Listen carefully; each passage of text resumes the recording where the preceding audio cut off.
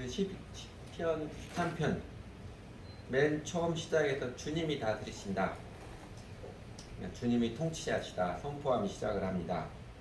그 히브리 시의 전형적인 양식처럼 맨 처음에 대전제, 주님이 다스리신다, 이 대전제를 선포하고, 그리고 그 다음에 그 주님 야훼 하나님이 다스리심이 어떤 모습인지, 야훼 하나님의 통치의 특징이 무엇인지를 쭉 증거를 합니다. 첫째 특징은 하나님의 통치의 신실성입니다. 그 위엄을 갖추시고, 일절로죠. 위엄을 갖추시고 능력이 허릇들을 뛰시며 다스리신다. 그러므로 세계도 굳건히 서서 흔들리지 아니한다. 사람들이 이해하기 쉽게 그 세상 임금의 모습에 야훼 하나님의 모습을 이제 비유를 했습니다. 우리나라도 조선시대 임금은 그 곤룡포라는 옷을 입었잖아요.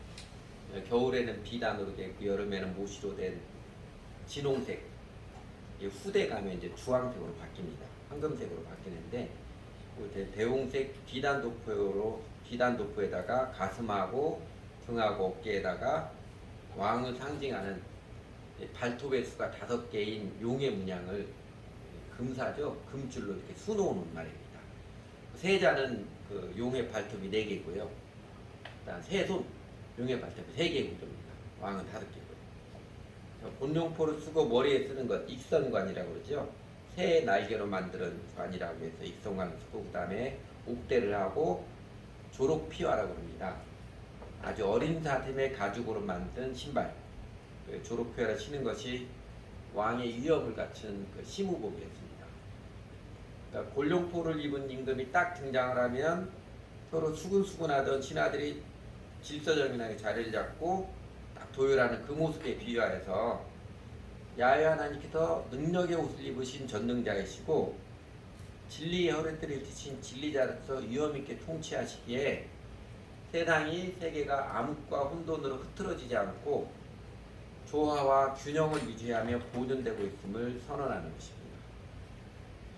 여러분, 저희 교회도 계속해서 기도하는 바, 지구가 점점 더워지고 있는 지구온난화, 과학자들은 산업혁명 이후로부터 사람들이 땅속에 있는 잠재된 에너지, 석탄과 석유를 마구 끄집어내서 써서, 그래서 지구가 점점 더워지는데, 산업혁명 때보다 지구 평균 기온이 1.5도 이상 올라가면 지구 환경이 불가능하게 된다, 회복 불가능하게 된다. 1.5도가 티핑 포인트라고 경고해 왔습니다. 이런 상식적으로 다 아시죠? 근데 처음에는 90년대 초반만 해도 그게 1.5도 티핑크도 올라간 게 2100년쯤 될 것이다. 그 전에 1.5도 올라가지 않도록 조절을 해야 된다, 예측을 했다가, 그 다음에 2000년도 좀 넘어가니까 지구가 더워지는 게 점점 빨라져 가지고 2100년이 아니라 2050년쯤에 도달할 것이다. 그렇게 과학자들이 이야기해서 전 세계 각국 정상들이 모여서 2050년까지 탄소 줄이기 운동, 그거를 협의를 하고 합의를 했습니다. 그러다가 안 지키죠. 각 나라가 안 지키니까 지구가 더워지는 속도가 가속력이 점점 붙어가지고 재작년부터는요, 과학자들이 2050년이 아니라 2030년부터 30년에 1.5도 티핑 포인트에 도달할 것이다 경고를 했습니다. 2030년 몇 년 안 남았습니다. 올해 지금 장마인데도 불구하고 굉장히 덥잖아요. 보통 예년에 장마 때 우리나라 평균 기온이 22도, 23도 이랬는데 지금 장마임에도 불구하고 30도거든요. 우리가 지금 기억하는 제일 더웠던 여름, 1994년하고 2018년인데 지금까지 6월 말하고 7월 초순 기온으로 그때보다 올해가 좀 더 덥습니다. 이 장마가 끝나서 우리나라도 얼마나 더울지, 이웃나라 일본도 43도까지 올라갔잖아요. 미국이나 유럽은 더 말할 것도 없고요. 점점 더워지겠습니다. 그러니까 열대지방은 덥고 남극과 북극은 빙하로 뒤덮여 있고, 그런데 세계 곳곳 허리케인이나 태풍이나 사이클론처럼 이런 게 있는 모든 변수들이 사실은 조화를 이루어서 사람과 생물들이 살아가는 적합한 환경을 이루고 있는 것입니다. 여러분, 그런 생각 알고 계시지만 해본 적이 있어요? 우리가 살고 있는 땅이 사실은 공중에서 빙글빙글 돌면서 큰 원을 돌아가면서 쇠구슬 위에, 그러니까 공중에서 빙빙 돌아가면서 큰 원을 돌아가는 쇠구슬 위에 떠 있는 그런 땅이라는 거 생각해 보십시오. 그러니까 조금이라도 조화 균형이 깨지면 이 지구가 어떻게 우주의 지면으로 떨어질지 모르는, 사실은 공중에 떠 있는 땅에 살고 있다는 거 인식하시나요? 지구의 자전축이 23.5도 기울어져 있잖아요. 여기에서 1도만 더 이게 일어서거나 아니면 1도만 더 기울어지면요, 땅은 엄청난 지각 변동을 가져오고 엄청난 지구 변화를 일으킨다는 사실 아시나요? 몇천 년, 몇만 년을 이 땅 지구가 사람과 생물이 살아가기에 적합한 조화로운 환경을 유지하는 것은요, 창조자 하나님께서 전능하신 팔로 그 신실한 사랑으로 붙들어주고 계시기에 1절처럼 그러므로 세계도 굳건히 서서 흔들리지 아니한다, 이것입니다. 그 다음에 하나님의 통치의 두 번째 특징은요, 영원성입니다. 2절이지요. 주님의 왕위는 예로부터 견고히 서 있었으며 주님은 영원전부터 계십니다. 그 고대 세상의 왕들은 싸움하잖아요. 전쟁에 지기해서 왕으로 등극하잖아요. 오늘날은 전쟁의 형태가 달라서 그렇지, 한 나라의 지도자가 최고 통치자가 되는 것은 어떻게든지 다른 사람, 다른 세력들과 싸워 이겨서, 대통령이든 수상이든 다른 사람과 싸워 이겨서 최고 통치자가 되기는 마찬가지지요. 그러다 보니 왕의 목숨이 사실 파리 목숨과 다를 바 없습니다. 왕은 이제 종신제잖아요. 근데 우리 성경에 나온 남쪽 유다도 비교적 왕조가 안정된 왕조죠. 처음부터 끝까지. 그러니까 솔로몬의 아들 르호보암부터 맨 마지막 시드기야까지 모두 20대 왕인데 한 왕조잖아요. 중간에 역성혁명이 일어난 적 없습니다. 비교적 안정적인 나라였는데, 유다의 왕들의 경우도 르호보암에서 시드기야까지 제일 장수한 왕이, 제2기간이 제일 길었던 왕이 므낫세랑 55년이고, 여호야긴 왕은 단 3개월밖에 통치하지 못했고, 20명의 왕의 평균 통치기간이 19년에 불과했습니다. 상대적으로 반역과 혁명이 많이 일어났던 북쪽 이스라엘의 경우는요, 여로보암에서 호세아까지 19명인데 이 사람들의 평균 제위기간이 12년에 불과했습니다. 아마 동서양 세계 역사에서 왕조가 제일 안정적으로 제일 안정적이고 오래 지속된 나라가 손꼽히는 나라가 우리 민족 조선왕조입니다. 조선왕조 500년이잖아요. 우리나라 사람들이 인내심 강한 게 신라 500년, 고려 400년, 조선 500년 한 번 갔다면 몇백 년씩 갑니다. 이런 민족의 역사가 없어요. 왕조가 한 왕조 오래가는 역사 별로 없습니다. 그러니까 조선시대 임금 여러분, 태종세대 군단태 예성현주 임명선 외우는 거 있잖아요. 모두 27명인데 그 중에 제일 오래 통치한 임금이 영조입니다. 53년 통치했어요. 그리고 제일 짧은 통치기간의 임금이 이제 인종인데 인종은 단 8개월밖에 통치하지 못했습니다. 그 27명의 왕이 평균적으로 통치한 기간 하면 20년 6개월. 그리고 왕들의 평균 수명은 49세에 불과해요. 그나마 20년 6개월 된 것도 선조 46년, 고종 45년, 숙종 41년 이렇게 장수한 왕들이 좀 있었어요. 그런 왕들이 있어서 그렇지 그렇게 다도 오래 통치하지 못했어요. 근데 이런 세상 임금들과는 대조적으로 주님의 왕위는 예로부터 견고히 서 있었으며 주님은 영원전부터 계십니다 선언하는 것은 영원한 왕이시다는 거죠. 하나님 대신 하나님의 왕위는 영원전부터 계셨고 영원토록 견고함을 선포하는 것입니다. 그리고 하나님의 통치의 셋째 특징은 통치의 지존성이라고 해도 될 것 같아서 전능성입니다. 3절하고 4절인데, 주님 강물이 소리를 지릅니다. 강물이 그 소리를 더욱 높이 지릅니다. 강물이 미친듯이 날뛰며 소리를 높이 지릅니다. 큰 물소리보다 더 크시고 미친듯이 날뛰는 물결보다 더 어미하신 주님, 높이게 주님은 더욱 어미하십니다. 강물은 세상의 풍파, 바다의 경랑이듯이 세상 나라가 요동치는 모습을 비유했습니다. 강물이 소리를 지릅니다. 강물이 그 소리를 더욱 높이 지릅니다. 강물이 미친듯이 날뛰며 소리를 더욱 높이 지릅니다. 3번이나 반복하면서 점점 더 표현이 격해지는 것은요, 세상의 왕들, 세상의 권력가들이 진상을 부리며 특히 하나님을 대적하여 아주 경악할 난리를 치지만, 그러나 아무리 그래봤자 하나님께서 손가락 하나만 까딱하시면 이 못된 왕들, 세상 권력가들 사라지는 것은 그 일도 아닙니다. 아베 보세요. 참 우습지도 않게 암살을 당해도 그렇게 당하기도 참 쉽지 않은, 뭐 이유도 과정도 아주 애들 장난 같은 모습으로 죽어버렸잖아요. 장난감 사제총에다가 그 다음에 얼마 되지도 않은, 이 사람이 뭐 대단한 사람도 아니고 또 이유도 거창한 이유도 아니에요. 더 안타까우는 빨리 응급조치를 했으면 빨리 병원을 이승을 살 수도 있었는데, 이번에 뭐 때문에 그런지 앰뷸런스를 치더라도 그걸 또 헬리콥터에 실으면서, 헬리콥터에 실으면 바로 헬리콥터 대기할 텐데 헬리콥터 꺼놨다가 다 시키고 하니까 시간 지체해서 과다치료를 죽었습니다. 그 아베의 급살이 성경에 나오는 것, 그 침례자 요한의 죽음처럼 의인의 허무한 죽음인지, 아니면 그 사사기에 보면 기드온의 아들 엘리멜렉이라고 있잖아요. 그 엘리멜렉은 우연히 성유에서 아줌마가 던진 하나 아줌마가 던진 맷돌에 맞아가지고 죽잖아요. 그렇게 허무하게 죽는 하나님의 심판인지 우리가 100% 단정해서 말할 수는 없습니다. 그러나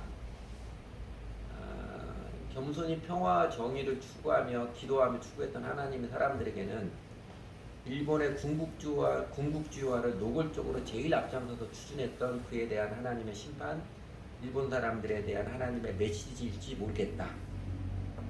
그럴 수도 있겠다. 조심스럽게 느낄 것입니다. 앞으로 일본 사람들이 어떻게 받아들이냐에 따라서 일본의 운명의 방향이 정해지겠지요. 섣부른 이야기 같지만 다음 차례는 아마도 러시아의 독재자 푸틴이지 않을까 싶어요. 세계 역사에서 특히 하나님 나라의 운동을 세상 권력으로 틀어막고자 했던 수많은 지도들이 난리를 치며 있어 왔습니다. 그리고 그 순간에는 교회가 위태위태해 보였지만, 어디 그 세상의 권력이, 세상의 파도가 하나님의 나라를 틀어막을 수 있었던가요? 오히려 그럴수록 하나님 나라 운동은 더 강건하고 더 순결하게 이루어지지 않았던가요? 지난 주일에도 내가 말씀드렸듯이 제일 결정적인 이가 아주 민미했던 초대교회죠. 초대교회를 역사상 제일 큰 제국, 대로마 제국이 집밥을 벌이려고 오죽하면 10대 박해 황제라고 이름 붙여질 정도로 그 이름까지 남았듯이 별별 난리를 다 쳤지만, 그러나 결국 로마는 기독교에서 정복당하고 말았습니다. 18세기 유럽에서 합리주의 사상이 맹위를 떨치며 합리주의 사상이 절대 권력처럼 번져갈 때 대표적인 합리주의자 프랑스 아마리 아루에라는 사람이 있습니다. 이름 낯설지요. 이 사람의 본명이 프랑스 아마리 아루에고요. 필명은 볼테르입니다. 볼테르를 많이 들어보실 거예요. 그 볼테르가 앞으로 100년 안에 이 세상에 성경은 없어질 것이다. 앞으로 아무도 성경을 읽지 않을 것이다. 그런 장담이 있는데요. 50년대 안대에서 그의 집은 성경책으로 가득 찼습니다. 프랑스 성소교회가 볼테르의 집을 차서 성경을 저장하는 창고로 사용하게 됐습니다. 지금은 이제 무신론이 파는 시대라고 합니다. 동서양의 모든 신들은 다 죽고 유일하게 살아남은 신은 만몬이즘, 자산, 이게 돈이 본질인 주의죠. 이 자본주의 시대이지만, 그러나 무신론이 파는 치며 자본주의가 본격화된 20세기 이후에도 비록 유럽과 미국의 교회들은 쇠퇴했지만, 그러나 하나님 나라 운동은 멈추지 않고 가르소말에 누르퍼지듯이 소리 없이 면면하게 더 힘있게 이루어져 가고 있습니다. 아시아를 통해서, 아시아 대표적인 우리나라죠. 아프리카를 통해서 더 면면히 이루어져 가고 있습니다. 이웃나라 중국, 시진핑 공산당이 선교사들을 점차적으로 다 쫓아냈잖아요. 중국에 우리나라 한국 선교사들 다 거의 다 들어왔어요.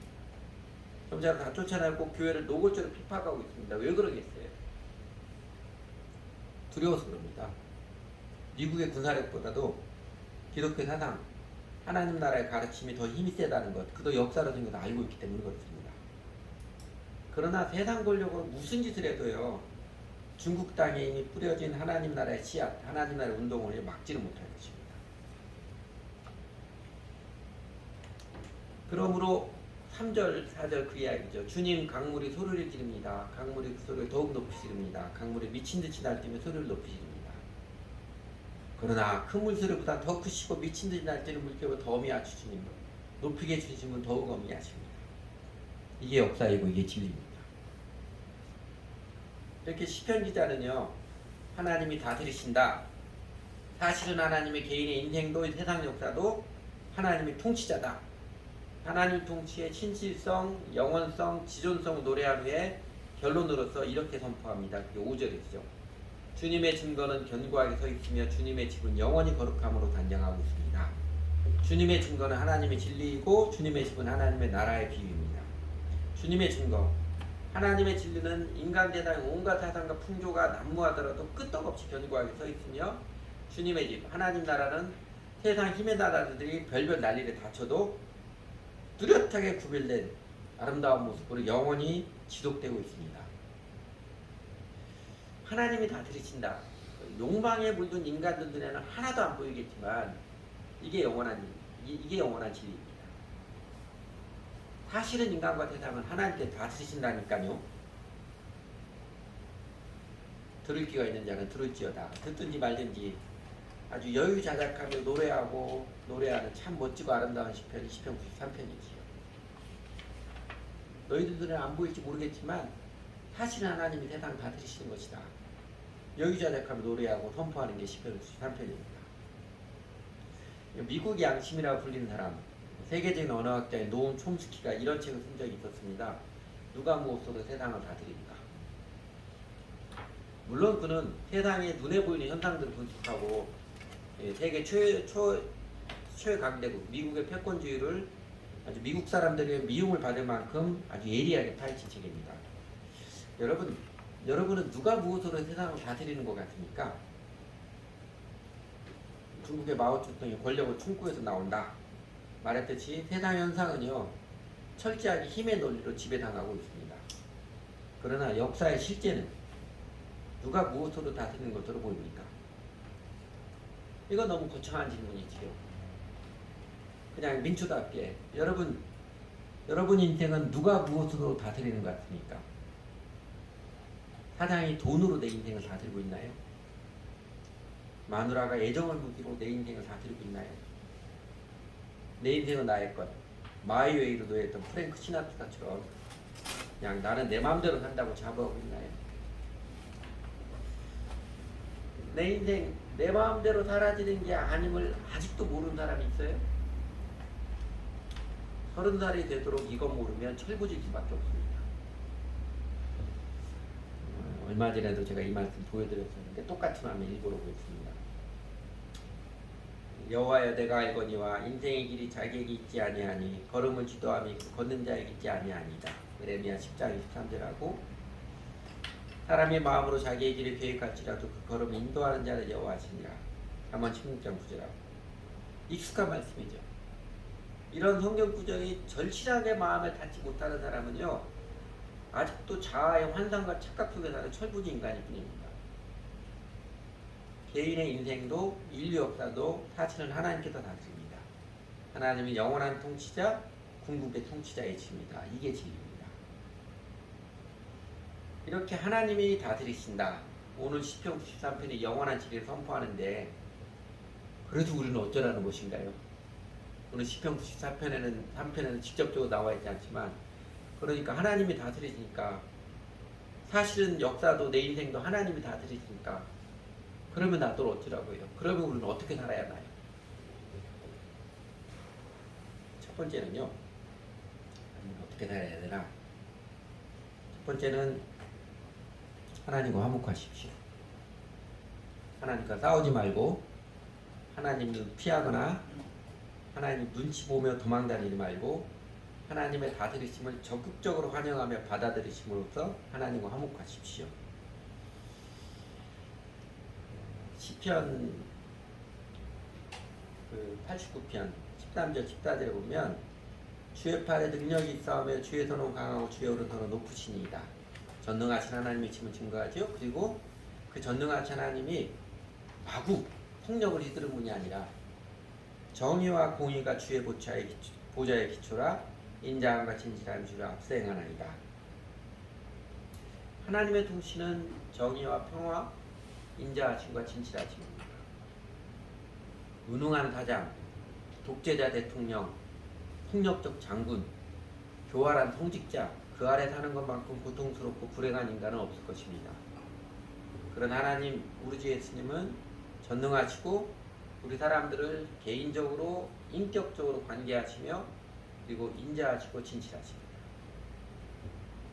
하나님의 아들, 하나님이신 예수님의 모습을 묘사할 때도 이 땅에 들어오신 예수의 모습을 묘사했지요. 말씀이 육신이 되어 우리 가운데 거하심에 우리가 그의 영광을 보니 아버지의 독생자의 영광이요 은혜와 진리가 충만하더라. 인자함과 진실함이 충만하신 분, 은혜와 진리가 충만하신 하나님입니다. 하나님을 믿는다는 것은요, 본질적으로 하나님의 통치를 받아들인다는 것입니다. 그냥 하나님하고 이렇게 눈팅만 하고서 나중에 천국만 보장막 이런 게 아니고요, 본질적으로 하나님의 통치를 받아들이는 것입니다. 이사야 연세 보면 이런 말씀이 있죠. 좋은 소식을 가져오며 평화를 공포하며 복된 좋은 소식을 가져오며 구원을 공포하며 시온을 향하여 이르기를 내 하나님이 통치하신다 하는 자의 산을 덮는 발에 어찌 그리 아름다운고.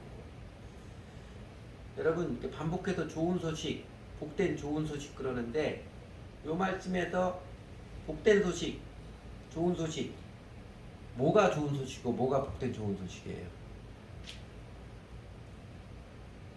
성경을 이해하는 제일 중요한 게 국어죠. 국어에 충실한 거. 내 하나님이 통치하신다. 이 소식이 좋은 소식입니다. 그죠? 세상에 폭력적 강대국이 다스리는 게 아니고 이웃의 갑질하는 힘있는 악인이 다스리는 게 아니고 이젠 사랑과 정의와 평화의 하나님이 통치하신다. 세상은 난리를 쳐도 이제는 사랑과 정의와 평화의 하나님이 통치하신다. 이 소식이 좋은 소식이 복음입니다.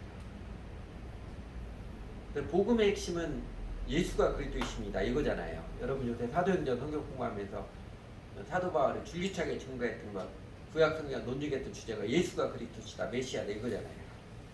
예수가 그리스도는 예수가 주님, 절대적으로 다스리는 주님이시다 이것입니다. 그래서 예수를 믿어도 구원받았다는 것은 이제는 예수님을 나의 통치자, 나의 주권자로 모셔드림으로써 하나님의 생명과 평화와 기쁨과 감격을 누리며 살아가는 것을 말합니다. 그렇게 예수 그리스도를 나의 주님, 나의 절대적 통치자로 받아들임으로써 하나님과 화목하고 그래서 하나님께서 인자하심과 진실하심, 사랑과 정의로 다스려주시는 은혜의 생명과 환희를 여러분 누리시기를 바랍니다. 그게 구원받은 삶이지요.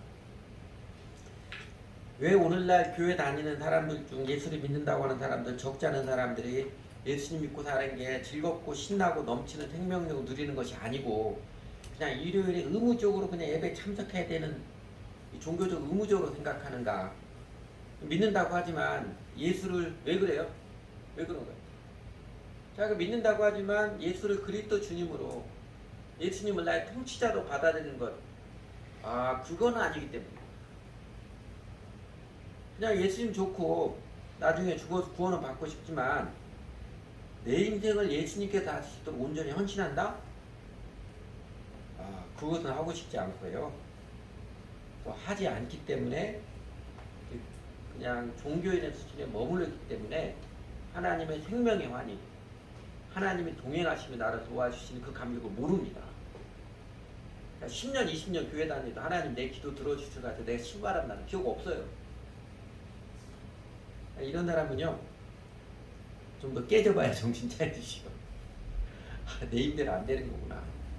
내 잠깨대로 안 되는가. 확실하게 깨져봐야 됩니다. 그래서 종종 그리스도인들에게는 이 자아가 무너지는 패배가 하나님의 은혜라고 그러지. 20세기 현재 토저 목사님의 표현처럼 인간의 실패가 하나님의 승리라고 그러는 것입니다. 대조적으로 예수님은 나의 주님, 나의 절대적인 통치자로 관계를 맺고 적극적으로 주 예수님을 따르는 사람, 하나님의 다스리심을 환영하며 받아들이는 자는요, 하나님의 은혜의 생명, 그 생명의 환희, 감격을 맛보아 합니다. 그 생명과 환희의 삶을 영입케 하시려고 예수님께서 이 땅에 내려오셔서 십자가를 지셨으며 그리고 3일 만에 부활하신 것입니다. 그리고 성령 하나님께서는 우리 각 사람들의 마음과 삶에 찾아오셔서 하나님이 다 들으신다. 하나님이 내 통치자가 되기 원하신다. 복음을 들려주신다. 두 번째로 하나님이 다 드린다. 우리가 어떻게 살아야 하는가? 둘째는요, 하나님 앞에서 사십시오. 하나님이 다 들으신다. 궁극의 통치자가 하나님을 믿는다면 어느 상황, 어느 사람들과 관계에서도 하나님 앞에서 사십시오. 하나님께서 기뻐하시는 그 도를 따라서 결정을 내리시고 행동을 하며 살아가 보십시오.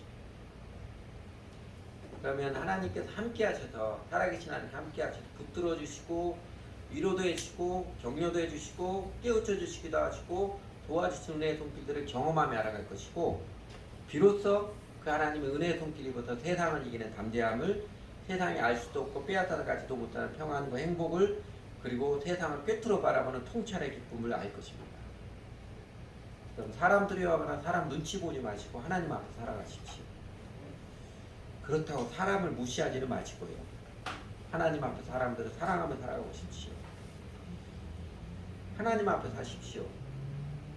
하나님께서 기뻐하시는 그 도를 따라 살아가는 것인데, 여러분 하나님께서 어떤 모습을 기뻐하시나요? 우리가 살면서 하나님 기뻐하실 뜻이 무엇인가요? 기억하기 좋게 딱 한 구절 말씀만 상기시켜드리면 여러분의 익숙한 말씀이죠. 이 말씀입니다. 미가 6장 6절에 8절입니다.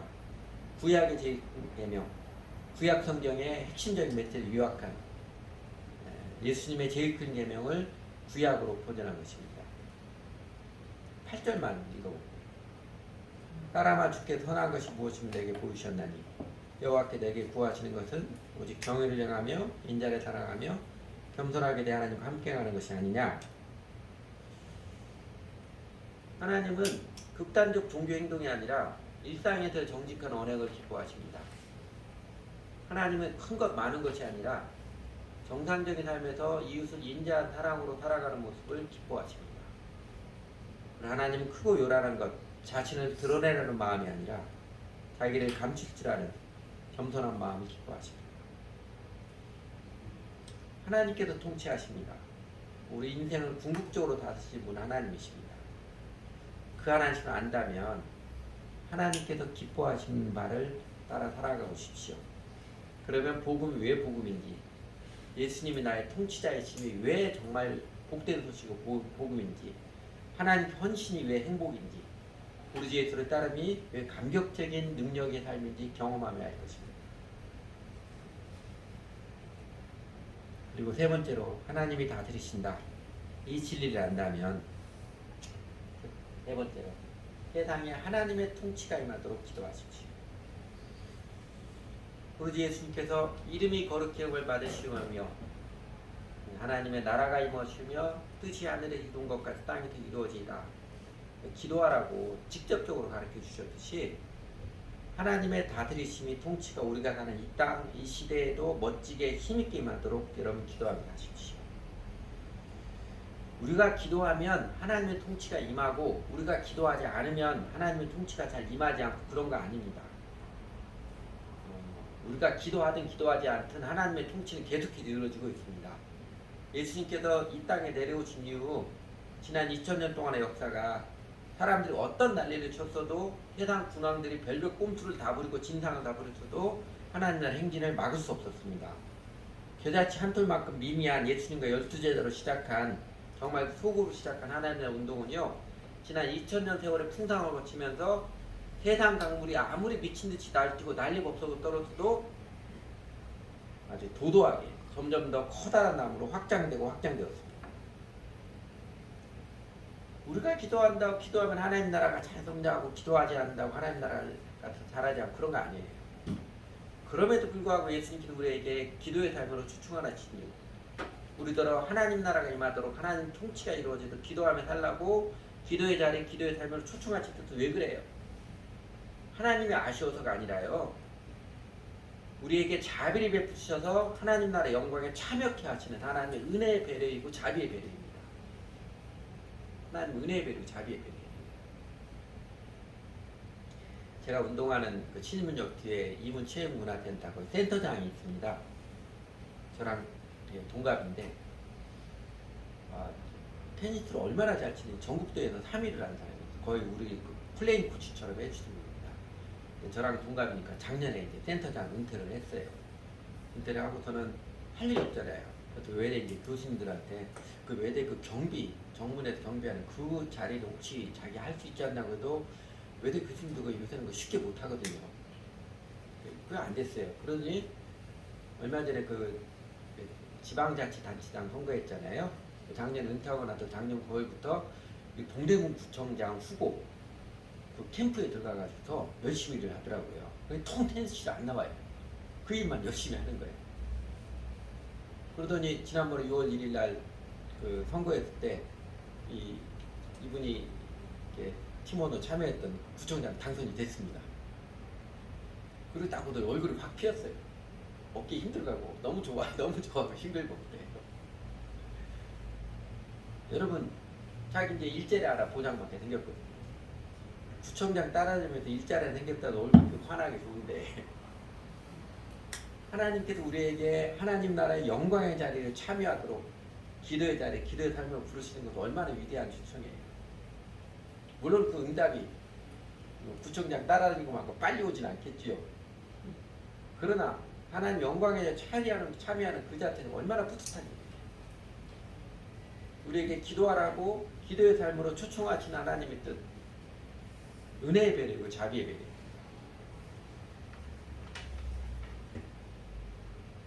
그리고 예수님이 한번 이런 말씀하시죠. 통치하시는 주 하나님 있고 당장 눈에 보이지 않지만 하나님 앞에서 하나님의 지침에 충실했던 착하고 충성된 종에게 마침내 주이신 예수님께서 다시 오셔서 이렇게 말씀하시지요. 마태복음 25장의 스토리죠. 그 주인이 이르되 잘하였다 착하고 충성된 종아 내가 적은 일에 충성하였음에 내가 많은 것을 네게 맡기리니 내 주인의 즐거움에 참여할지라 하고 하나님의 영광스러운 즐거움에 참여케 하심이 주 하나님께서 우리를 향한 은혜의 뜻 사랑의 마음입니다. 여러분 그렇다면 하나님이 통치하신다 이 절대적 진리 앞에서 우리가 예수님을 나의 주님으로 관계를 맺고 주 예수님을 따르며 살아감이 하나님과 화목하며 하나님 앞에 살며 하나님 나라가 임하도록 기도하며 사는 삶이 영속의 의미가 있는 인생, 하나님의 생명의 환희와 행복을 누리는 인생, 하나님의 영광에 참여하는 인생 아니겠습니까? 그 영광스러운 삶으로 하나님께서 우리를 초청하십니다. 같이 기도하지요. 오늘도 한번 각자 우리 입술을 열어서 같이 기도하도록 하겠습니다.